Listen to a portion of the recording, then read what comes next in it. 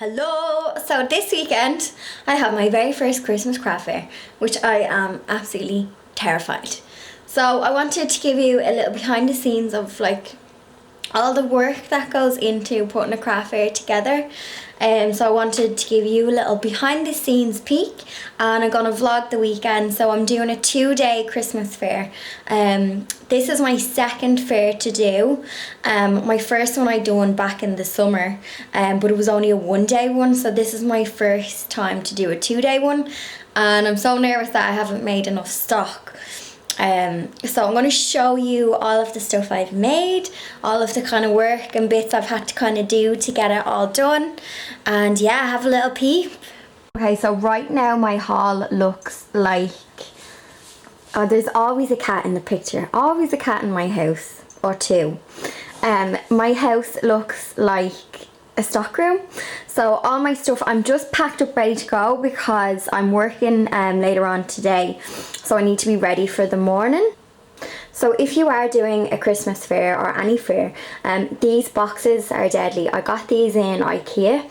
For my first fair I had used like clear bags, which I found really awkward trying to get out of the car, but these are perfect because I can just like stack them up. And my bottom one has wheels, so I can stack them and then just push the bottom one. So for the fair I have lots of teddy bears, I have some stuffed hanging hearts, some smaller items, then I have some display things. So I do like custom orders of memory bears, so I have a display one of those. I have some display items just to show people, and then kind of take orders then for the new year. I have all my leaflets, so I'll show you everything that's in the boxes now. So I'll start with my bottom box, and I basically just have my tablecloth, bags. For my display I use crates, and those crates are from IKEA and we just painted them white. I just think the little teddy bears stand out when they're next to a white background. I also have kind of buried underneath, I have my like business cards, leaflets, pricing tags, stamper, so all the kind of random stuff. There's just some frames. So yeah, this is kind of my display box. So I think a lot of people forget all of the kind of stuff you need to get to do a craft fair. You have your own little mini shop. For this fair I actually got a banner for the front of my table with my logo on it. So I got that off Vistaprint. So I'm really excited to put that at the front because it just makes it look a little bit more professional. Then in the boxes, obviously I have teddies everywhere. So I have done like some Christmas themed, but I kind of stuck with the shabby chic ones because that's the kind of stuff I do. I didn't want to do a ton of Christmas stuff that I'm just going to be left with if it doesn't sell. So here is some of the little chaps ready to go. So that I went with, it's kind of like a little rocking horse vintage kind of fabric, so I went with that for one of the Christmas ones. And then the rest of the little guys are just a little kind of shabby chic style. So in this box I have tons of hearts, but this is just some display items. So that is a display frame, a memory heart frame. So I have that as one of my display pieces so people can have a look. That's actually a customer's order. She's gonna collect it at the fair. And then this is my other display guy, and he is made from a shirt. Oh, he has a heart stuck to him as well. So this little chap got chopped up into my display bear. So it's nice to kind of just show people what they can look like. And this little guy was made from a shirt. And then in here I have tons of little hearts. So I made these just so I had something that I could sell at the fair that was a bit cheaper than the bears. And then like that, just little stocking fillers and things that I could make quick and that would bulk up my stall. So I made them in the kind of matching fabrics to the bears, and like that I have some Christmas ones at the bottom here. So I have some Happy Christmas ones there, so hopefully they'll do well. Actually, before I forget, I made some of these. So I got this idea off Pinterest because basically I love embroidery but I can't embroider. But I still wanted to make something cute that could hang on a wall. So I went for this style, and I also made it in like a contrasting colour, if I can find it at the bottom. This guy here. So I just thought they were really sweet, and then you could, like, these look Christmassy but they're actually not, but they come in like they're Christmas colours, so you could kind of leave them in your kitchen or your hall all year round.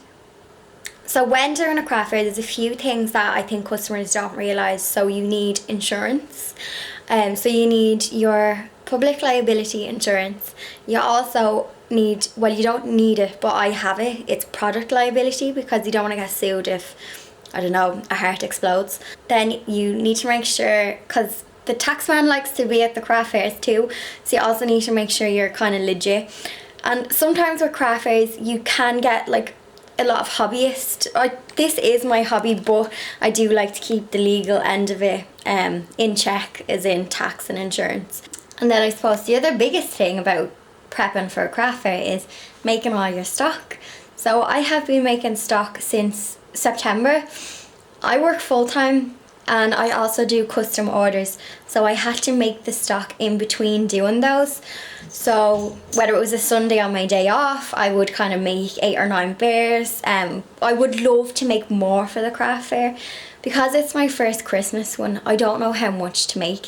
I roughly have, I think it's 110 units of stock I have, and that's for 2 days. It's really hard to know if you're going to sell out or if you're going to sell nothing. So I tried to make as much as I physically could possible, alongside working and doing people's memory bear orders. So I did try, but yeah, it does get quite tiring. So I suppose people forget the 6 a.m. starts when you're making a batch of bears before you go to work. So yeah.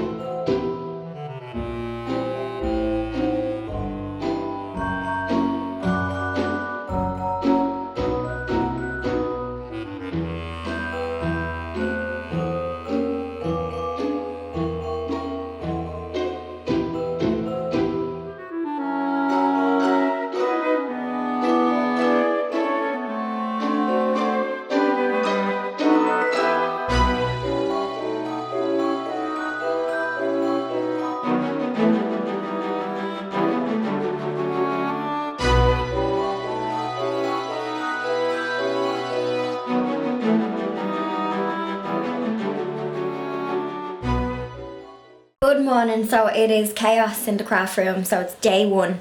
I'm just doing some like last minute things. I have to rush out the door now in like 10 minutes to go and set up, but I'm just doing a few little price things, so I'll just show you real quick before we go. So of course Blondie has to get in on it, but I got these in pennies yesterday, and they're actually for hanging photos, but I just thought they would be really cute just to put some prices on them. So I am just heading out the door, and I went with just a simple tea dress to wear to the fair. Excuse the mess and the cats.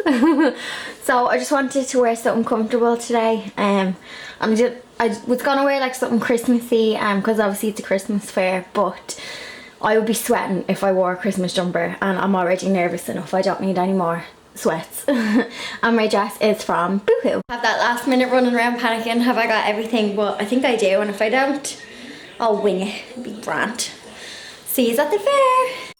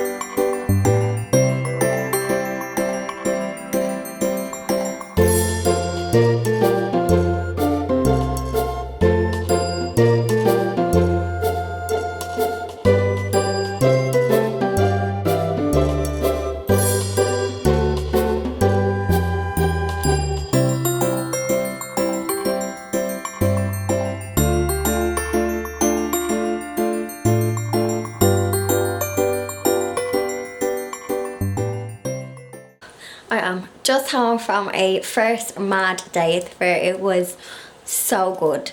And the best part of it all is I have got enough bears for tomorrow for day 2, because I was worried I didn't make enough for 2 days and I don't have to stay up late tonight sewing, so I can have a well-earned drink. So yeah, it was a really good day. I'm also absolutely blown away by the amount of people who came from like far away just to come and like see me, say hello, buy a bear, which was absolutely amazing, and that just means so much. Like, so I hope I didn't disappoint. Good morning. So it's day 2 of the craft fair. So today I'm like more relaxed. So I've had my breakfast. I have a fry in my belly, so fuel for the day, and yeah, ready to go. So hopefully today is just much more calmer. Although I did have a wardrobe malfunction already today. My dress decided to come apart at the seams and I had it on the sewing machine already. But I really wanted to wear this dress today, so I'll show you what I'm wearing. Another tea dress. Life is a tea dress. I've got my Christmas bunting on the mirror. So I'm rocking this ASOS tea dress today, but unfortunately it came apart at the seam, so I had to sew it back. So I think I'll send it back to them as faulty. What I'll try to do today is I'll try and show you some of the other stalls that are there. There was a girl selling teacups, candle teacups, and I was like, no, I can't go near her because I'll spend all my profits on her stall. So I'll show you what other stalls are at the fair as well today.